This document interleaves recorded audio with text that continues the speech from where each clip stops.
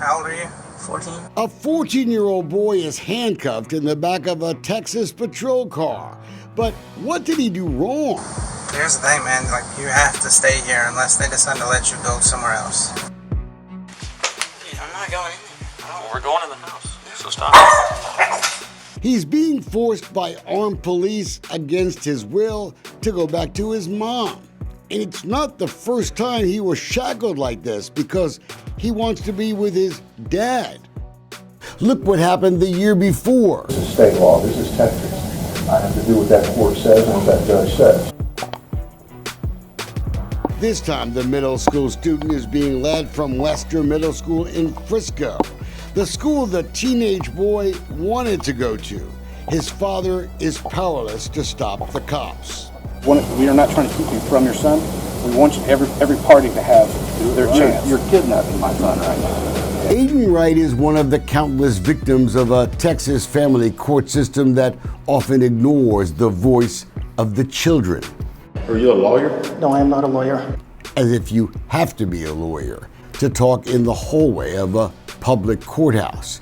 And that's why parents' rights advocate Jeff Morgan was giving Aiden Wright a voice in the hallway of the Parker County Courthouse. At this point, Wayne, I used to believe in the justice system. Why are you here today? My parents are going to court. And what are your thoughts about the whole thing? Well, I want to live with my dad. I don't want my mom to win. I want my dad to win. At this point, I have absolutely no confidence in the justice system as pertaining to family courts. Look what happens. Okay. Don't need to be doing that. I'm going to be going outside and doing that. What's that? I said I'm going to go outside and talk with him then. I was going to talk with him ahead of time because I figured this was going to happen because I've seen the way these courts have worked. It was atrocious what happened in there. You're going to have a problem. I'm telling you. Okay, that's fine. I'm telling you. Deal was a threat. Oh, it most definitely was a threat. There's no doubt about it. It was a threat. You're going to have a problem. I'm telling you. Okay, that's fine. I'm telling you. That judge? He's Graham Quisenberry, the elected judge of the 415th District Court in Parker County, west of Dallas. He's been the judge for the last 25 years. And before we proceed, we should give the judge a chance to defend what's happened to Aiden Wright. His response, quoting, "I can't publicly comment on it. It's a pending case." So it's gone on over 16 years. You've been fighting over Aiden his entire life. His entire life.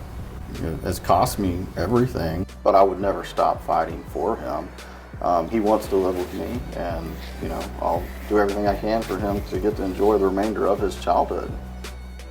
And that's why Rustin Wright isn't afraid to call out the family injustice that's now keeping him from even seeing his son, talking to him.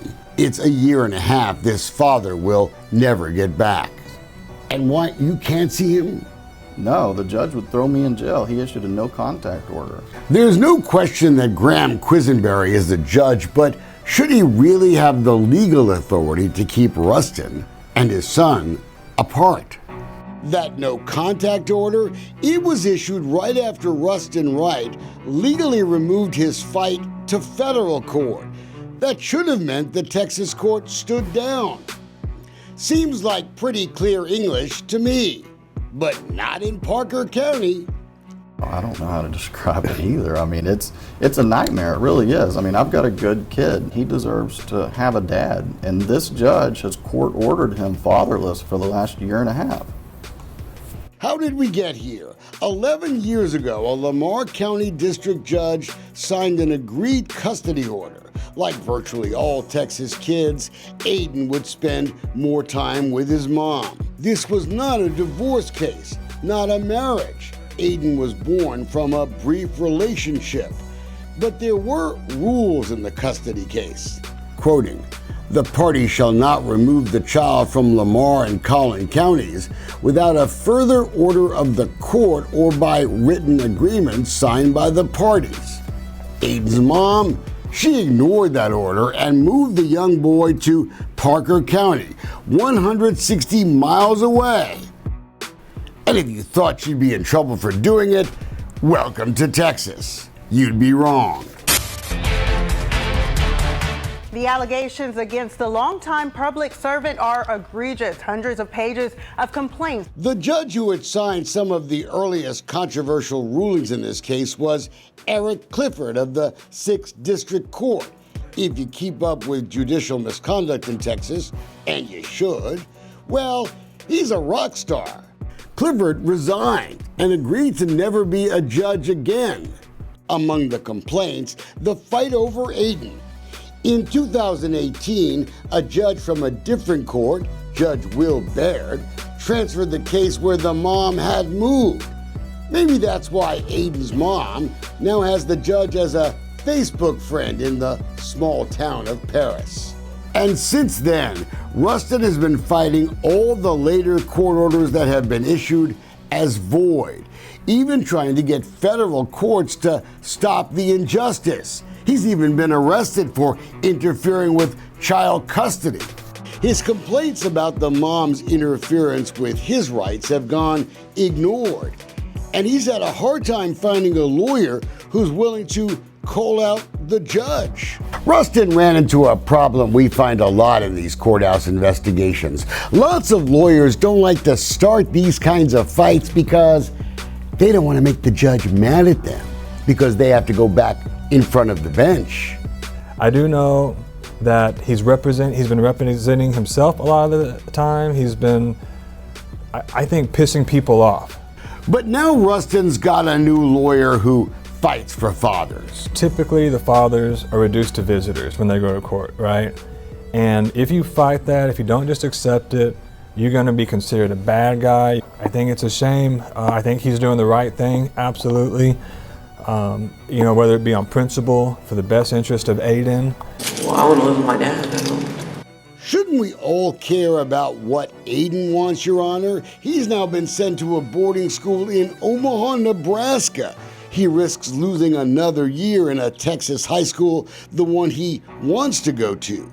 Aiden is almost a straight-A student. He's a good athlete. He's very kind and polite. He's very likable. He never deserved to go to reform school. He just wants to live with his dad. Here's a little family law talk for you. If one of the parents in a custody fight simply asks, the Texas Family Code requires judges talk to kids 12 or older to find out what they want to do, where they want to live. And Rustin Wright, he kept asking. For 10 months, Judge Quisenberry simply refused to interview Aiden.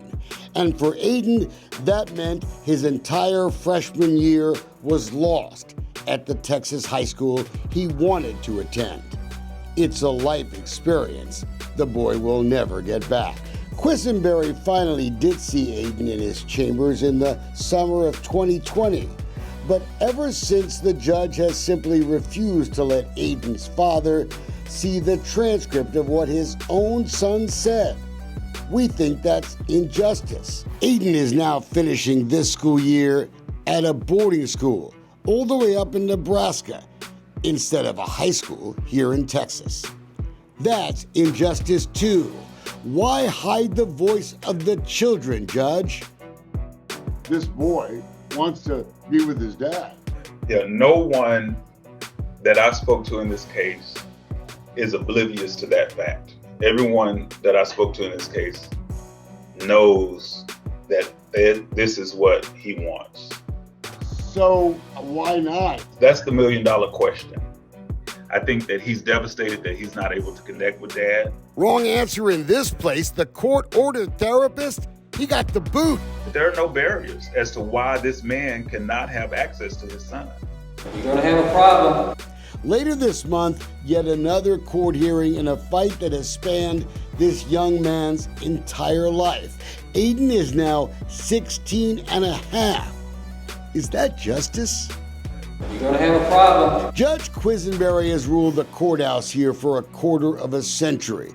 But voters should want more transparency, Judge, not less. And not retaliation for a father's fundamental right to fight for what he thinks is best for his son. I'm not in a position to say you're right, but I'm certainly in a position to say that I can't disagree with you. Ultimately, we'd like Aiden to live with him, go to this awesome high school. That's what Aiden wants, that's what he wants. I think that's the best situation for Aiden. You know, these people have no conscience whatsoever.